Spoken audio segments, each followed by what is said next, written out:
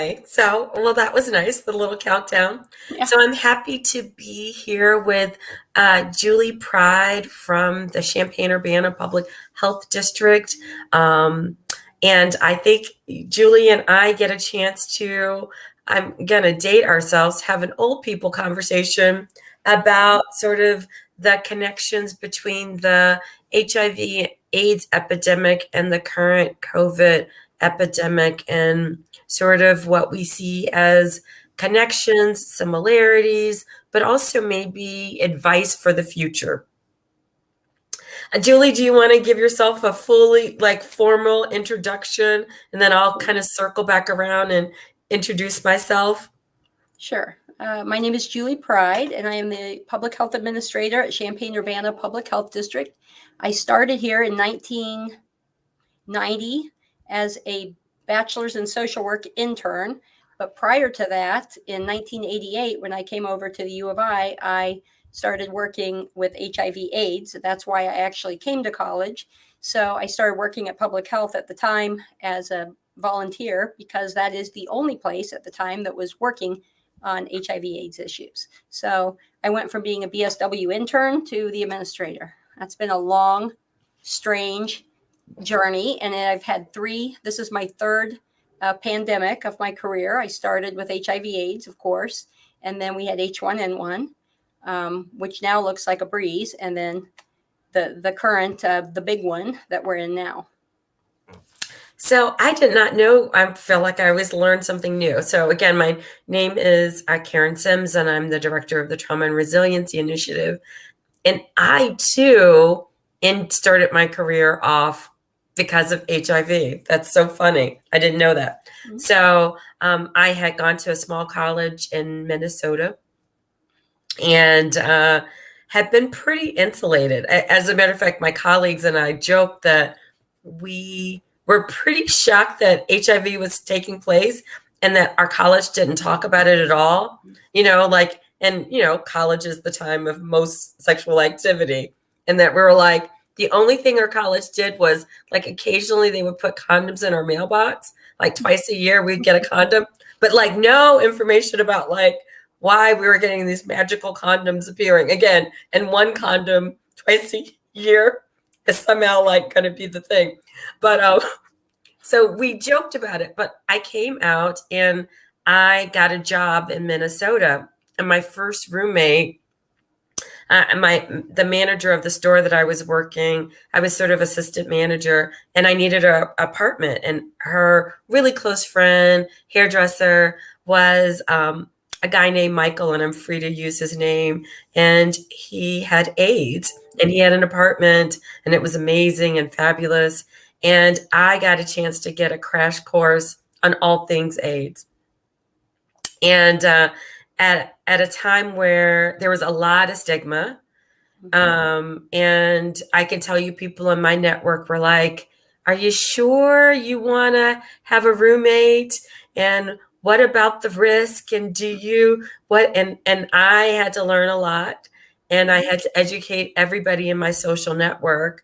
But got a chance to get sort of deep dive into the whole AIDS epidemic in ways that he was an activist and a leader, and we held Thanksgiving. When I talk about deep in, we were I went from no awareness to deep in awareness. So similar pathways, and then I'll talk about my work with women, but it sounds like, yeah. So what did you notice, Julie? What was it like for you being a BSW, trying to sort of be at the front end of thinking about, the HIV epidemic? Well, this is a weird path, but I was an advertising artist, and I was hearing about people. The story, I vividly remember where I was sitting. I was at work, and I heard the story about the people not, doctors and nurses were not going into the patient's room, and they were even leaving the food trays out. And for some reason, that struck me so hard, that people were sick and they were dying alone, and they were being treated like that by the people that were supposed to be taking care of them, and and they were treating them so horribly, and it literally was like a gut punch. I was barely out of the closet at the time. I mean, barely. But I knew that that was wrong, first of all. And I also knew that it would not bother me at all to work with people that have had AIDS, because at the time, I was picking up the gay papers whenever I was in Chicago, which is about the only place you can get them when you're a kid from Aroa. But I would pick them up and, read about it. So I knew at that time, that it was safe. And I said, I could do that. And that would be a much better thing to do than what I'm doing now. And I came to U of I and started classes here, and immediately met people through public health. Once I did my internship there, I got a caseload. Every single one of them died on my caseload. And I was too much of a little newbie to know how to set up boundaries. And it was hard. It was very, very hard, because as much as, Joan tried to teach me about boundaries, anyone just knows that's something that you have to learn on your own, and you have to learn it the hard way. And so, when COVID started, and it just felt like things were almost spinning to me. And the very first thing I did was start reading the book, and the band played on. Mm-hmm. And I did that because I wanted to remind myself that we are going to be going through a lot of crap real soon, which we have, as everyone knows.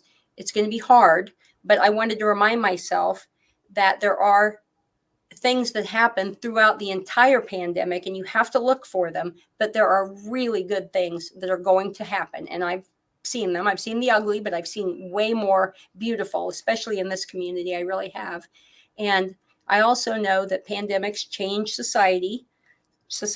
And so I was hoping and being hopeful that we can move this towards more social justice, because pandemics do shine a bright light on inequities. And this one has done the same thing.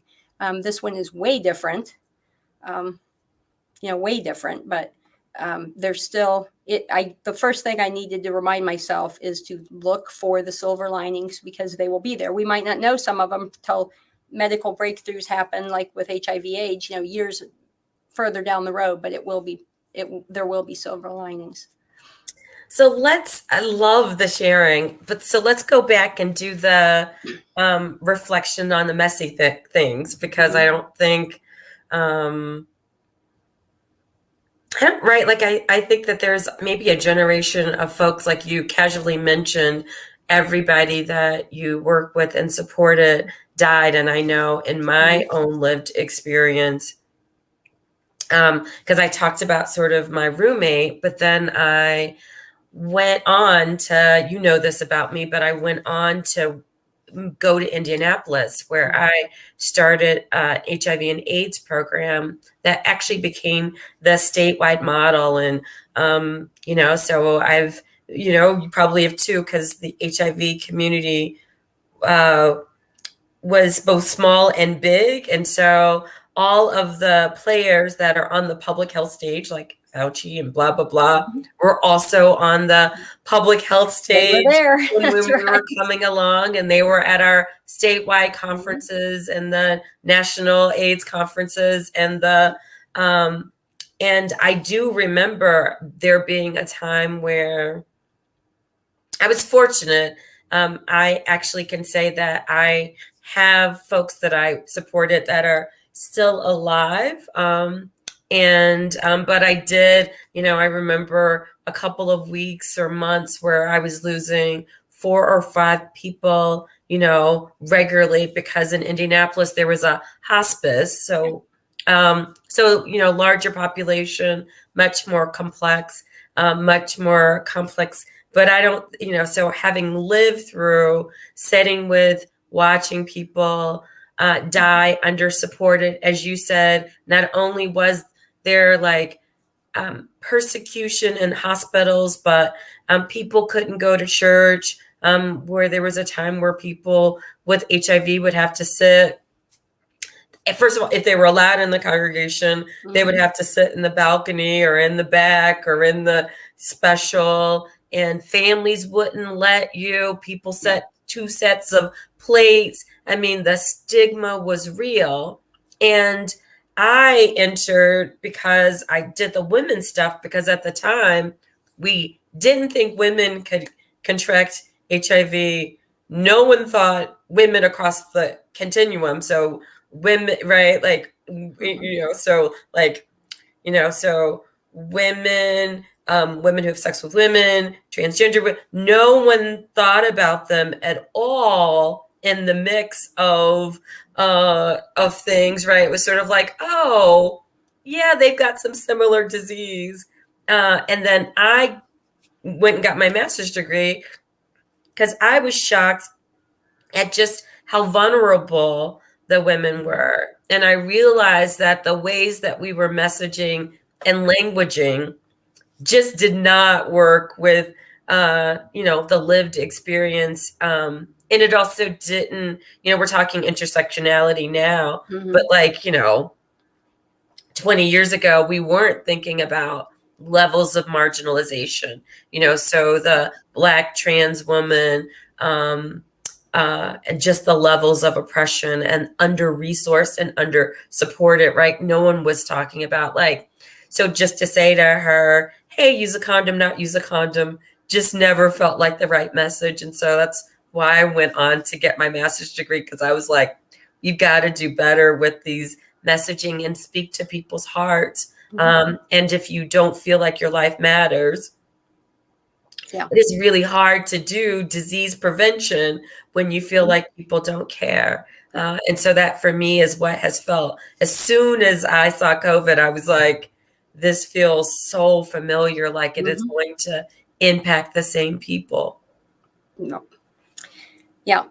And, I came from a small town, but I came over to Champaign, and we had an amazing advocate for the gay community, for the African American community, for the gay youth community, the marginalized, sex workers at the time, and then that was Joan Lathrop, and she was the social service director at Champaign-Urbana Public Health District. And she, here, I don't know how she got it, but when it was going around, and people probably don't realize this, but CUPHD has the 4th counseling and testing license in the state. So we were right behind Chicago, because Joan said, yeah, I'll do it. She stepped up when other health departments weren't.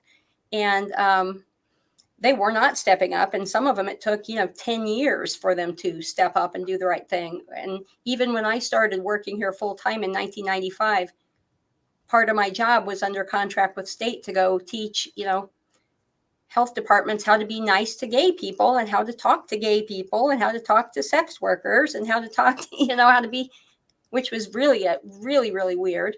But Joan Lathrop, I mean, she had the connections, she made the connections, and she was a huge advocate. She pulled in the faith-based community. She pulled in just all kinds of advocates all over this community to work on something that was very stigmatizing at the time, and very scary. It's one thing to work in HIV/AIDS, in the 2000 on. It's a whole nother thing to do it in the 80s, and that's when she stepped up, was in like 85. And so our community really does owe her a debt of gratitude, along with all the, at the time, mostly gay men or families of the gay men who were getting sick. And they did amazing things in this community, and they should never be forgotten. Yeah. So, again, I was doing most of my work in Indianapolis, and I will say, right, just in some ways that to me is one of the differences, and I don't know when we should shift, but, and maybe we'll toggle back and forth, but one of the differences about the current epidemic from the HIV epidemic, and maybe we get right, this is a much more nuanced conversation, is like about political and social power, right? And so I happened to work at an organization called the Damien Center. I worked on multiple organizations, but the place that I landed was the Damien Center, which is still in existence. Lots of people know about it. It's a pretty big deal in the Midwest, and run, designed, created by folks most impacted by the problem, designing their own solutions, right? And I don't think people realize, like, if you think about housing, medical services, reforms on every level.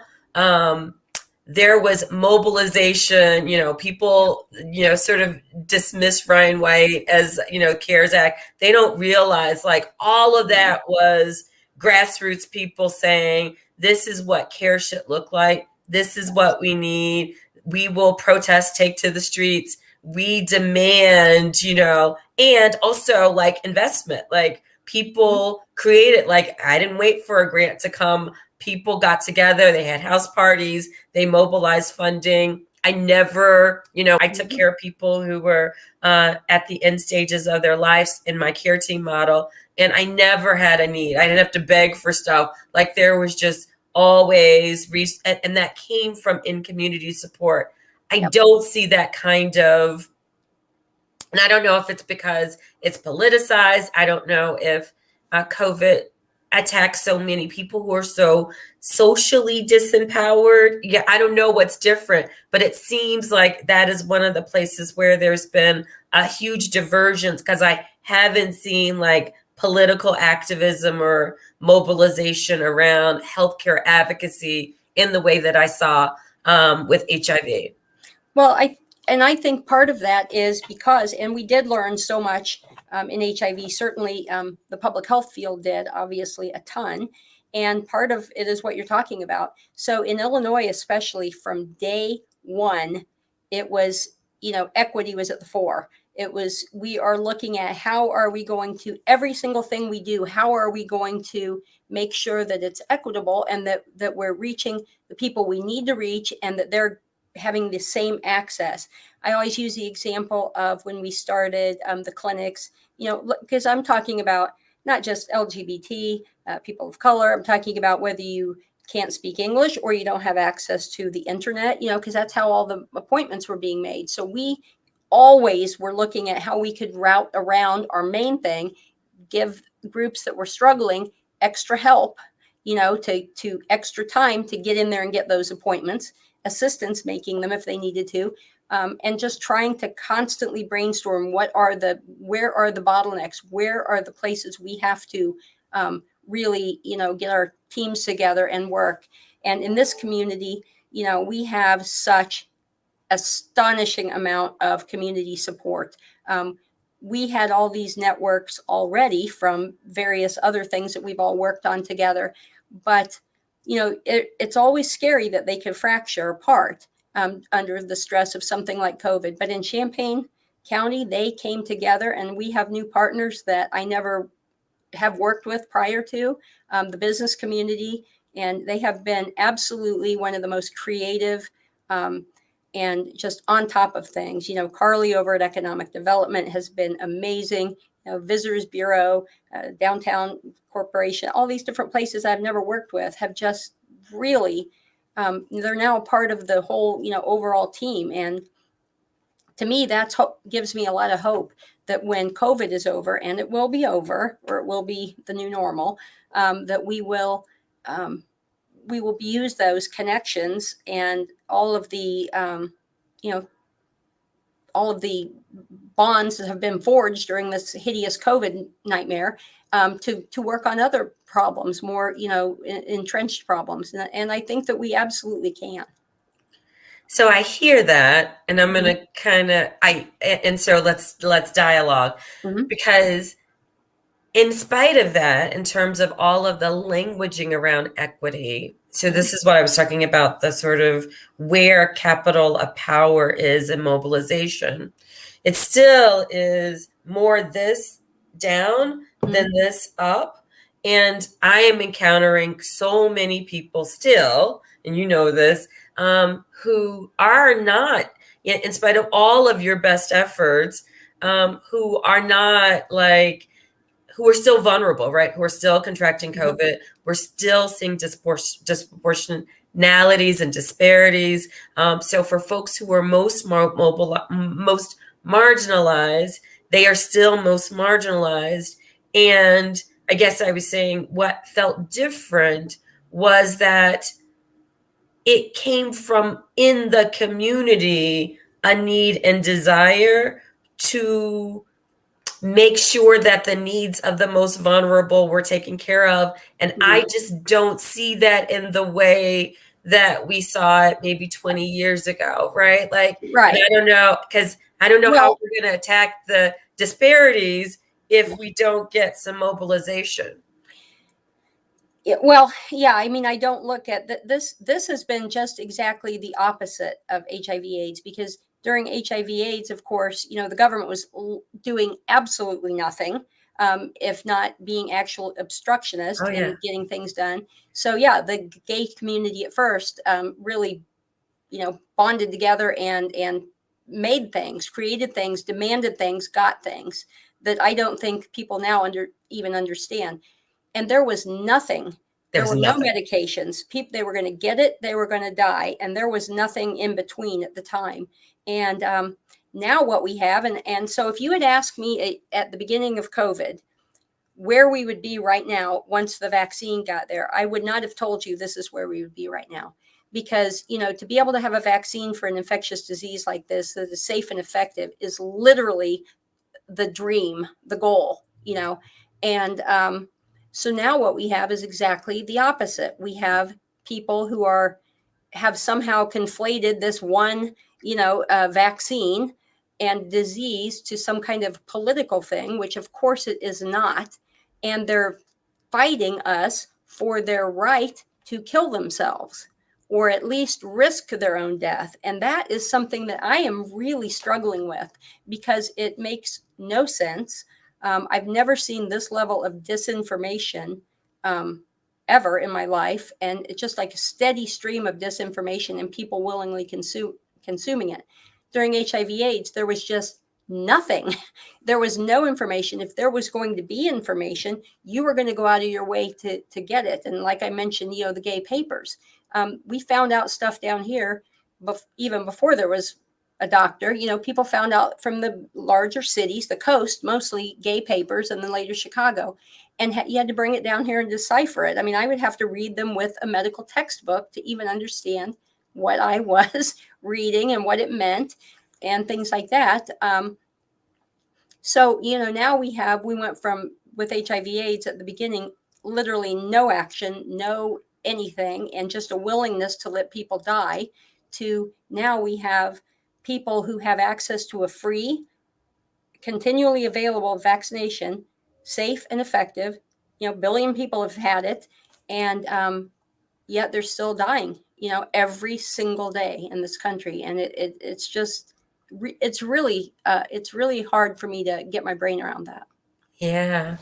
So I can hear some echoes of voices, that would say, because this is what we heard during the HIV epidemic, particularly in communities of color. So people would say public health has this huge history of oppressing or doing awful or experimental or abusive things to people gay, of color and Black, people of color, and Indigenous people, right? They would say, yeah, so and it's true. There would be Tuskegee, there would be the experiments that the military, like it would be blah, blah, blah, right? And you would get this. And so can we, right, if we're talking about making the invisible visible, can we talk about some of those stories and myths? And you said, yeah, true. And what might be different? How do we acknowledge and validate the history versus and talk about maybe what's a little bit different about the present? Yeah, I think that it's part of our problem in this country we have with not talking about real history, right? When you don't teach people real history, they don't know real history. But again, when I started, even as an intern, I remember right off the bat, Joan Lathrop asked me if I'd ever heard of the Tuskegee study. And I was like, no. And she's like, well, here's a book. And it's, and she handed me a book called Bad Blood. And Yeah. I read it and I was absolutely just completely like horrified, obviously. Yeah. And I just couldn't believe, like, how did I not know about that? How does the world not know about that? Well, because it's never taught. Yeah. So, public health has a bad history, not Champaign-Urbana public health, but, public health, the public health service at the time was where that study was. And so there's a lot of things like that need to be talked about. They need to be acknowledged. And, if you aren't talking about them and acknowledging them, it looks like, why would anybody trust you? Right. And what I try to tell people with this COVID vaccine is everybody is getting, basically one of the 3 vaccines. You can pick the one. But because of Tuskegee and other, horrors that have been perpetrated on communities of color and other marginalized, and marginalized groups, I wanted to make sure that we did not in any way promote one vaccination over the other, because people can, we have 3, they're all safe, they're all effective, people can pick their own. And if we had tried to do what was most convenient for us, that doesn't work, and that I think brings up, it makes people suspicious. But, all I can tell people now is that we've got these vaccines, they're working, please get them. It's the best thing. I can't believe that, we even have them this quickly, and we know what it's doing. We know it's killing people, and we're watching it kill people, and we're watching it cause disability in people and, heartbreak. And we know kids are being left parentless or losing a parent, and parents are losing kids, and a lot of people are losing grandparents. It's heartbreaking. It's traumatizing. And, I don't know how to get past that, the history of public health, other than in some places, like I think Champaign-Urbana, for example, it's much more known. Certainly at Champaign-Urbana Public Health District, because just like Joan gave me the book and many other books over the years to read, I've always done the same thing with my staff.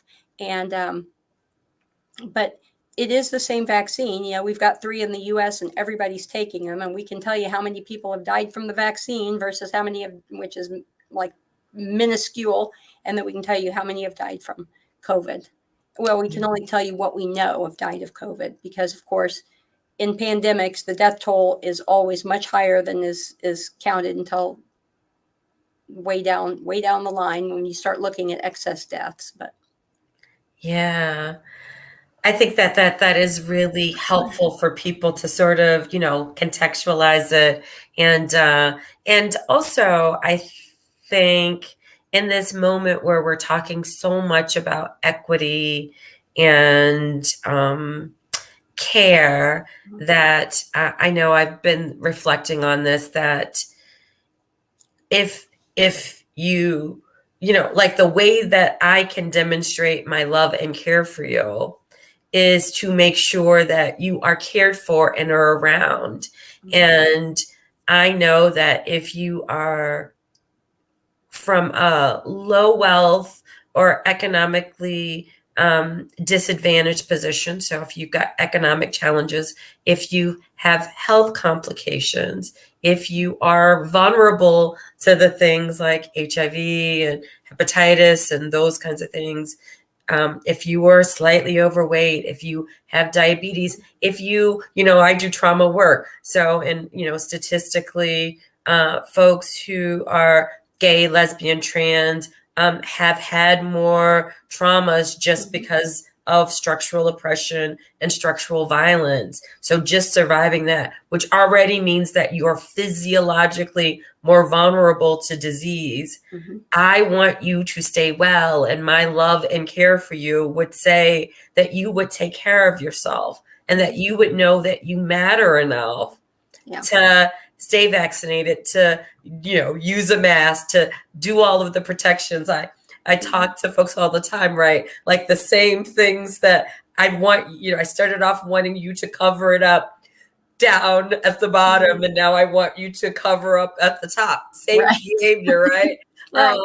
But it's a way for you to know that you are loved and cared for and valued. And I don't know how we message that it is, why would you risk yourself or let yourself be at risk, or risk your community if you really do want to be an activist or believe that your life matters. This is, to me, the baby step in the bucket. Like, it's the least that you could do. Yeah, you have to be alive. You have to be alive to fight the good fight, whatever that good fight is that you're fighting. You have to be alive to fight it.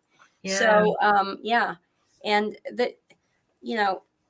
there was a time during HIV/AIDS where I actually was convinced that we were going to lose a great deal of beauty of the most of the beauty of the world. I'm like, how is this never going to stop? And and now to be in a position where we're seeing all these deaths, 680,000 in the last year, just in the U.S. alone, 186 right here in Champaign County. We're seeing all this death, and it's happening so fast. And since March, basically, there has been a way to prevent it, not to prevent that death. And so it's with HIV, we were losing everybody, and people were like, let me try this, let me try this. This is where some of the emergency use authorization and all that started, was because there was nothing. Right now, there is something. There is a vaccine that is going to prevent this. And of course, HIV now, we have PrEP and Truvada and things to prevent HIV effectively and to get the viral load down. So, that all came from the horror that was, HIV AIDS at the beginning. So, a lot of people die because they're at the beginning of something, the beginning of a pandemic. And to me, it's just heartbreaking that people, once they get the opportunity to, to have something like a safe and effective vaccine, that they're not taking it, because there were a lot of people that would have, loved to have their mom or their dad or their kid or their grandparents, around, but there was nothing at the beginning of COVID. There was nothing. So, I know. I remember, so I'm going to sort of drift a little bit, and then I want to talk more aspirational, but I remember the first time I went to, so I've seen the quilt, the AIDS quilt, in a couple different places. I saw it in DC, which, was, talk about the biggest, right? Like the biggest expression of collective sorrow and grief. And I don't know if you know this, but like, I have lost 18 family members. I lost personally 18 family members to HIV, all from a small town. Because again, we don't talk about this, but HIV hit rural communities really a lot. In Florida, of course, was a hot mess, as it currently is, with all epidemics and pandemics. But they did not do well and didn't have a healthcare infrastructure. So I lost 18 family members. And I just remember sort of walking through, the quilts, looking for family, looking for Michael. By that time, his quilt was made, and just, feeling the weight and thinking never again, right? Like that we would never allow this to happen, that the infrastructure, the bandwidth, the capacity, the heart space, that we would never allow this. And now, I do have a part-time therapy practice with people in Indiana. And every week, one of my clients has a family member, a friend, a boyfriend, somebody who's dying. And I think we're here again, right? Like, and I thought we wouldn't do this again, right? Like, and it's a heartbreak to think that, first year, maybe I got it before vaccine, but this year, this year it's preventable. Yeah. And that is, that is real. That's just really hard. And, you being, the trauma guru that you are, I lost my mom when I was 11, and that was to cancer. Um, so there was really nothing that could be done back then. But when you lose a parent, you are angry. You are an angry child, a grieving child. It affects the entire trajectory of your life. And I worry about the wave of anger and hurt that will be coming when people realize that after a certain point, um, this was preventable, and their parents weren't preventing it, whether it was in them or their children or whatever. And I do worry about that. And I think that you probably can see it way more clearly than me. But um, it's one thing. It's one thing to lose someone. It's another thing when you realize at some point, and they will, that could have been prevented um, with a shot. And I don't know what that's going to look like, but Yeah. I am concerned. I also know that we haven't made, I think we've become numb to the 680,000 people who've died. I mean, I think that's the other thing, like, that I just remember, every Pryde event, in Indy, there was a group called the Bag Ladies. At every event, there was some homage or recognition or acknowledgement of what had been lost. And now I feel like, there's loss after loss after loss, and no real intentional acknowledgement about what is lost. And I think it's going to one day hit us, like how many people have been impacted. And, you're right, the grief will come in sort of waves when it really hits, because it's a lot of people. Yeah, because just in our community alone, for the 186 that have died, it's not like those were just people living in isolation. These are people that have family and friends and coworkers and people who love them and people who count on them and people who miss them, and are grieving them. And that as you know, is like, you have the death, but then you have all these concentric rings going out, and they're going to intersect with the other rings that are coming out of, violence and other horrible things that we have going on. And it does concern me. And it, every time another death comes across, I just think, it feels like it just feels like a huge failure, because it's like, what can we possibly do, to reach people? And I will say, in our community, I am happy. We have a lot of groups that go out. We have the Immigrant Cooperative working out with, people. We have the NAACP and other groups, lots of other groups working with, we always say, within your sphere of influence. Please talk to those within your sphere of influence, because only so many people are going to listen to me. The ones who were going to listen to me were already in line when the door opened, when we started giving shots. And then after that, I mean, other people have to really start being honest about, are you vaccinated? Tell people this is not something to be ashamed of, to be vaccinated. I don't know where this is well, I do know where it's coming from, and I'm very disgusted by it. But people need to understand that this is not a political thing. This is not, there's nothing about this other than people trying desperately to keep the rest of everybody alive, to fight on for like I said, for whatever cause you're fighting for. There's a lot of stuff. There's a lot of stuff in the future, and you gotta get there. Yeah. So, all right. I feel like we could have a whole another conversation around like media literacy, because I know I have to remind folks, like, just because it's on the news, Right. where you consume news, like all TV news isn't real news. Right. So there are a bunch of channels that aren't real news, and people don't know that. Like, I was like, there's certain channels that look like it's real news, but it's not. It's just propaganda, and it's not the full truth. And if they only give 4 seconds to a story in the middle, and it's like this chaotic thing, it's probably not the truth. And, so like also that there's just so much, again, propaganda on TV in ways that have never existed before.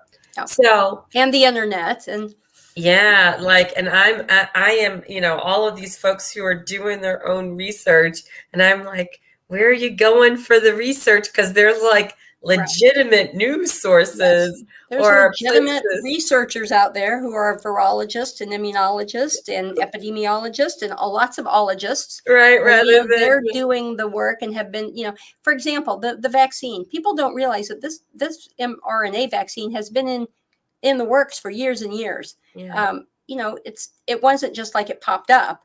They were able to isolate, the variant or the virus and to insert it into the vaccine and get it to work in multiple different ways.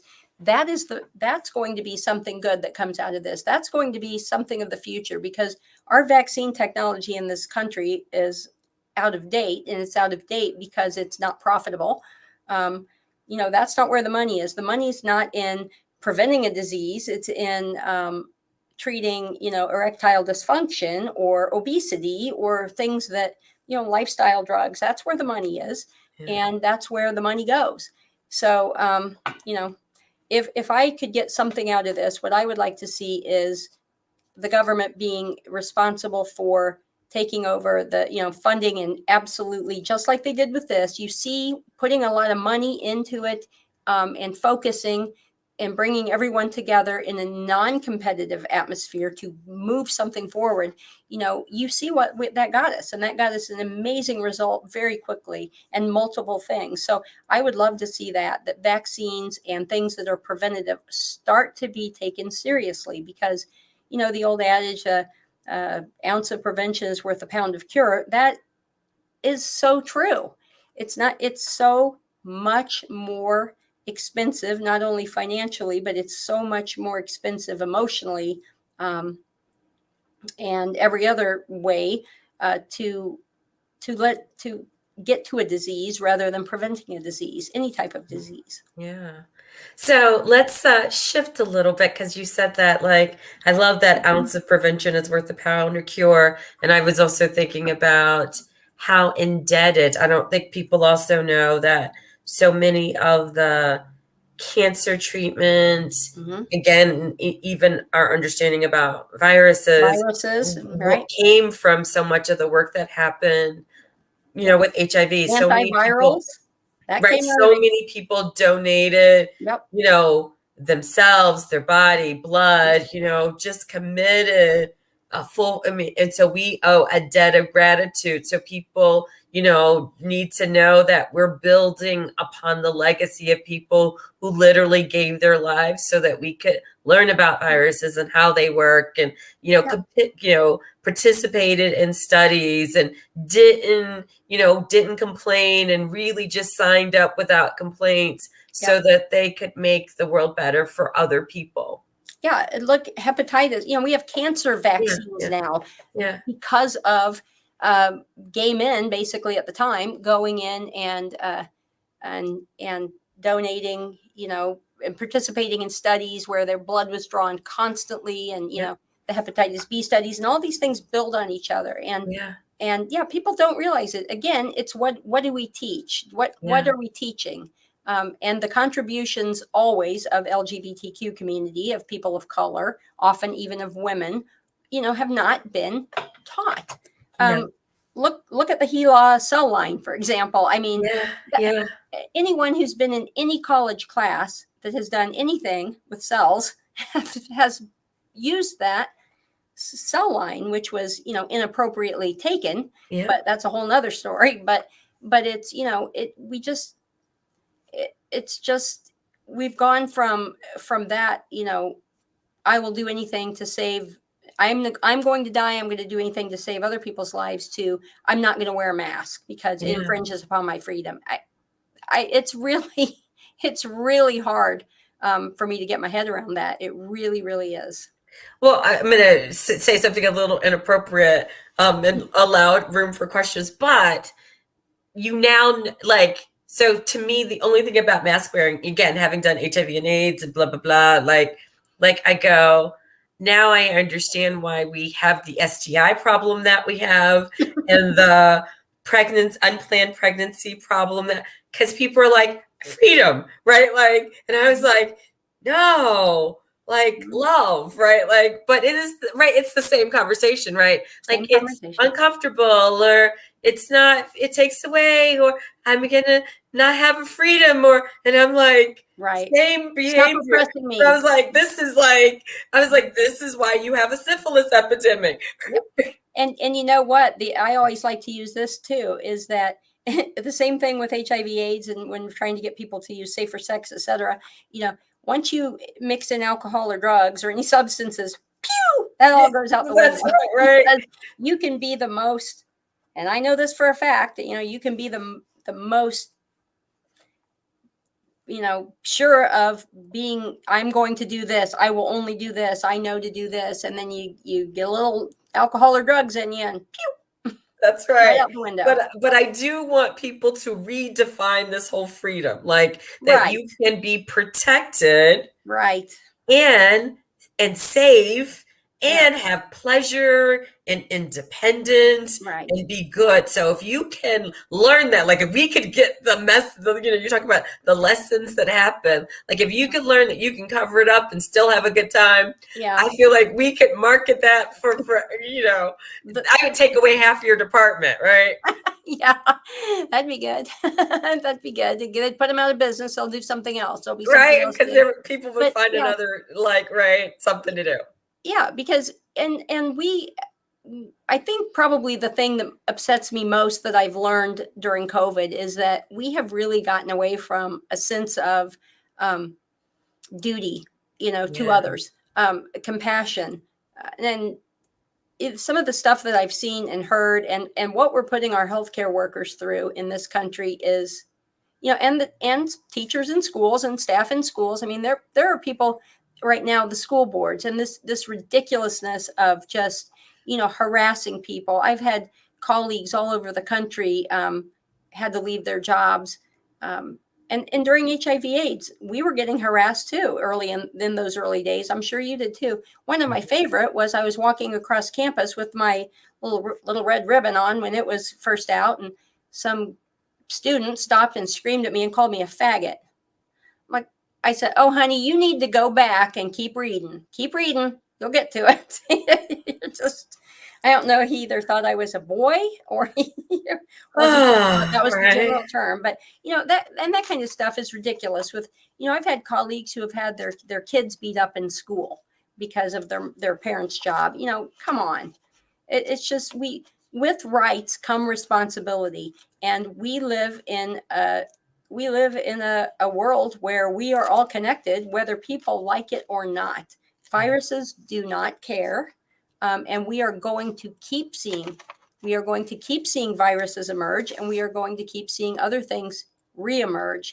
And if I don't know if you saw what happened in Florida today.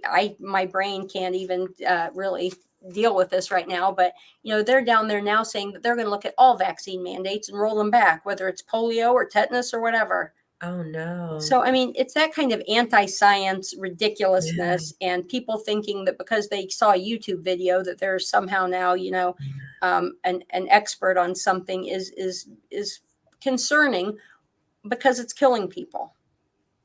Yeah. No, I did not hear that, and that just Mm-hmm. hurts my heart to the core Yeah, because yeah, I have family exactly. in Florida. But so lessons. I don't know if there are questions, but can we talk about Do we lessons? even know if anyone's on here watching? I don't know. Right. I don't know. I'm So still enjoying it, Karen, even if there isn't.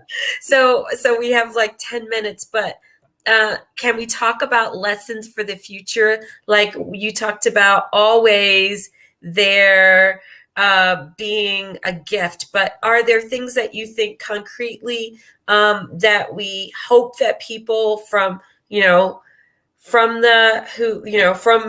HIV epidemic that we think might be lessons for the future that people can take with them?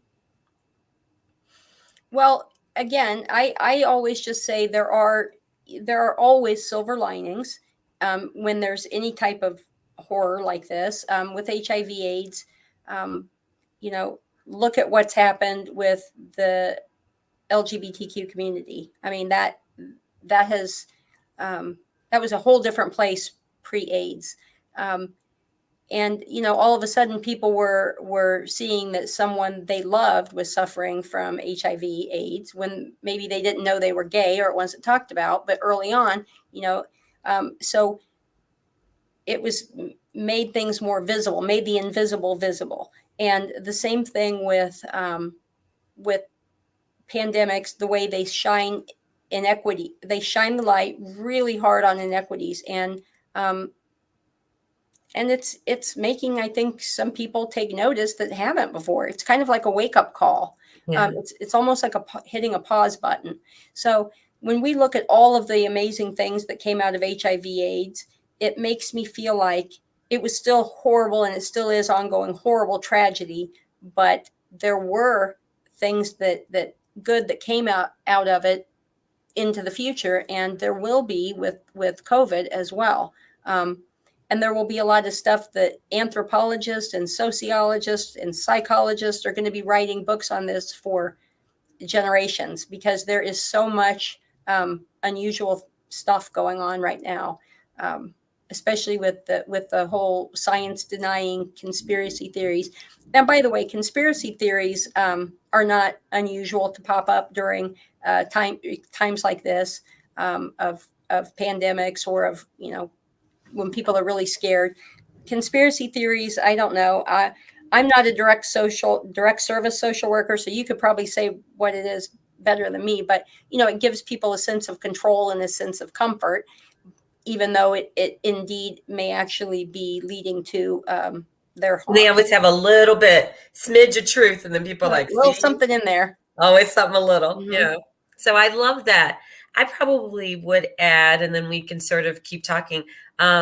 So because I, of course, had given some thought, hope that people realize that they are the ones, as you said, that we've been waiting for. So if you are in community with people and want to stay in community, you have an obligation to take care of them, to look out for them, to set social norms. So if you're having parties and hanging out with a group of people, you can set what the rules are for that. And in some ways, I know when we were at the best of reducing the HIV epidemic, people just decided that there were certain things that we weren't going to do at Bath. There's certain places we weren't going to go, certain behaviors we weren't there was culture change. There was a cultural change. And I think with COVID, particularly if you're part of a social group that you want to keep safe, set your social norms. So say if we're going to hang out and party together, vax only, or whatever your rules are, you can do that. And I think that's sometimes we have to wait to people to be convinced, but we also know that once you change the social norms, it does. I also am imagining we're going to have to rebuild the healthcare infrastructure because of things like COVID. We're talking about deaths, but we haven't talked about COVID long haulers, right? People with COVID just disability, like your lungs are now shot. That's right. Or the heart. I mean, I have a friend who works for Medtronic who talks about people who had mild COVID who are having heart attacks, going out for a jog, because people think that only if you were hospitalized is it a problem, and that's just not true. And then the mental health impacts or whatever. So I am hoping that we can have a grassroots community of people with care rather than it being complicated and difficult. And I don't want folks who are vulnerable to not have access to care. And and then also for folks, my last wish, when I think about what I hope people will take away is that we do better at taking care of the most vulnerable. So I keep imagining a public health system, and Justin Hendricks always reminds me of this, designed for a low wealth Black trans woman. And if we redesign our health system so that who speaks a different language, right? So it's bilingual, for that we would have a different system. And I think that's the lesson I learned from HIV, because if not, then every time a pandemic comes, we're going to take away the most vulnerable. Yeah. And Justin is, he is right on with that. And the other thing that I hope that this pandemic and the shutdowns and things that had to go with it, and the early deaths and things, has taught us is that those who do work with our most vulnerable need to be paid more. They need to earn at a minimum a living wage with benefits. They need to work one job. If you work in a long-term care center, you should be able to do that and take care of your family with that. Oh, no matter what you do in that situation. That's hard work. But with that comes responsibility. If I ran the world, everyone who worked in long-term care, number one, and not just long-term care, daycare, in the hospitals, any place where you are working with vulnerable people, you need to be taken care of by earning a living wage and being able to support your family on it. And you need to have benefits. And for the love of God, at the minimum, paid sick leave. I mean, that just is so insane. And then you also, then they need the responsibility that they need to make sure that they're immunized against everything that they could pass on to those who are vulnerable. Every year we lose people to flu because they're vaccinated in long-term care, but the workers aren't. Every year that happens. Happens with COVID, happens with other vaccine preventable diseases sometimes. So, we need more people in the helping professions, but they need to be taken care of. Again, it's hard work. And why we have this bizarre system in this country that if you care for people, you're putting the people that you love the most in some sort of care situation, whether it's in-home care or whether it's daycare or whether, whatever.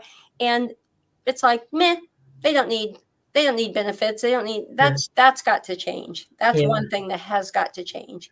I love this conversation. And people like Justin, they're going to make it change. Yeah, I love it. The young people, and what I've seen of younger people during this whole time has given me just absolute hope for the future that a lot of things are going to change. It really has. I'm going to break into a Whitney song now. I know. So this has been absolutely wonderful. We are so fortunate to have you, Julie, as our fearless leader of our public health system. I wouldn't say I'm fearless. Sometimes sometimes I'm curled up in a little like, but you fake it well. So, and to have your wisdom and insight and compassion, and your just sense of commitment to, the health and wellness of the community, it is a gift.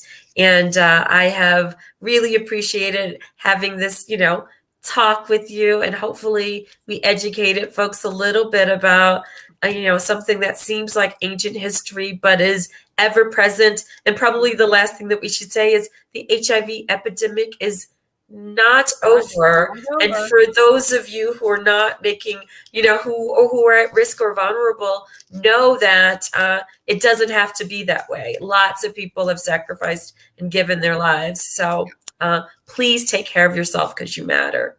And thank you, Karen, for everything that you do. It was wonderful talking to you tonight. I learned a lot from you that I was not aware of. And it's always great.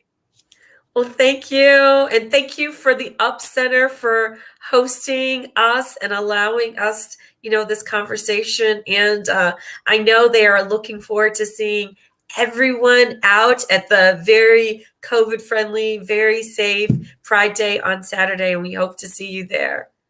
Absolutely. Stay well.